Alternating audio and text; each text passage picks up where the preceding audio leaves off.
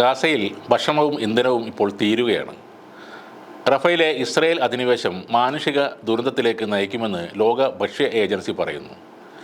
May 6 മുതൽ കരേം അബുസലേം അതിർത്തിയിൽ പോകുവാനോ സഹായം സ്വീകരിക്കാനോ സാധിച്ചിട്ടില്ലെന്നും ഏജൻസി പറയുന്നുണ്ട്. ഗാസയിൽ സംഭരിച്ചു വെച്ച ഭക്ഷണവും ഇന്ധനവും ഏതാനും ദിവസങ്ങൾക്കുള്ളിൽ തീരുമെന്നും അവർ പറയുന്നു. ഗാസയിലെ സാഹചര്യങ്ങൾ അസ്ഥിരമാവുകയാണ്. ഗാസയിലെ ക്ഷാമഭീഷണി ഇത്രയും വലിയ രീതിയിൽ ഇതുവരെ ആയിട്ടില്ല. നിലവിൽ തെക്കൻ ഗാസയിലെ റഫ അതിർത്തി അടച്ചിട്ടിരിക്കുകയാണ്. അതേസമയം 100 ടൺ സാധനങ്ങളുമായി ബ്രിട്ടനിൽ നിന്നും ഒരു കപ്പൽ ഗാസയിലേക്ക് തിരിച്ചിട്ടുണ്ട്.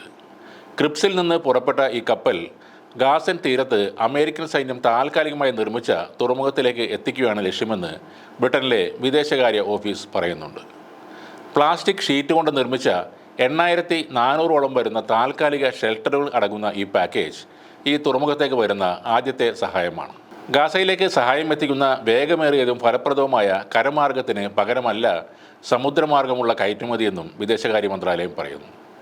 കരമാർഗത്തിലൂടെ 500 സഹായ ട്രക്കുകളെങ്കിലും ഗാസയിലേക്ക് കയറ്റിവിടണമെന്നും അഷ്ഡോഡ് തുറമുഖം അടക്കമുള്ള പല വഴികളും തുറക്കാനുള്ള സന്നദ്ധത ഇസ്രയേൽ കാണിക്കണമെന്നും ബ്രിട്ടൻ ആവശ്യപ്പെട്ടു.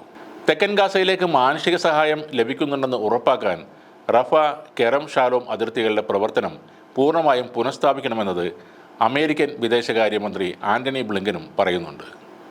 കൂടാതെ റഫയിലെ ഇസ്രയേൽ ആക്രമണത്തിൻ്റെ ആഘാതങ്ങളെക്കുറിച്ചും അദ്ദേഹം ആശങ്ക പ്രകടിപ്പിച്ചു.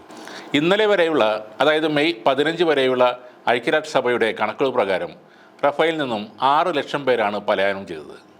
കഴിഞ്ഞ 48 മണിക്കൂറിനുള്ളിൽ 1.5 ലക്ഷം പേർ പലായനം ചെയ്തതായാണ് റിപ്പോർട്ടുകൾ.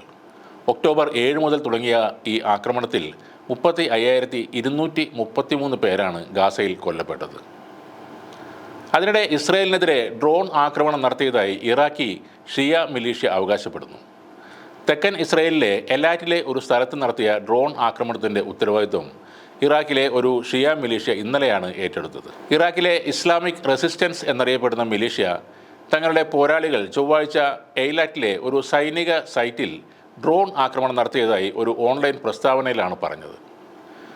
നിർദ്ദിഷ്ട സ്ഥലത്തെക്കുറിച്ച് കൂടുതൽ വിവരങ്ങൾ നൽകിയതുമില്ല. ഗാസയിലെ ജനങ്ങളോടുള്ള ഐക്യദാർഢ്യം എന്ന നിലയിലാണ് ആക്രമണം നടത്തിയതെന്നാണ് ആ പ്രസ്താവനയിൽ പറയുന്നത്. ശത്രുക്കളുടെ ശക്തി കേന്ദ്രങ്ങൾ ലക്ഷ്യമിടുന്നത് തങ്ങൾ ഇനിയും തുടരുമെന്നും അവർ പറയുന്നുണ്ട്.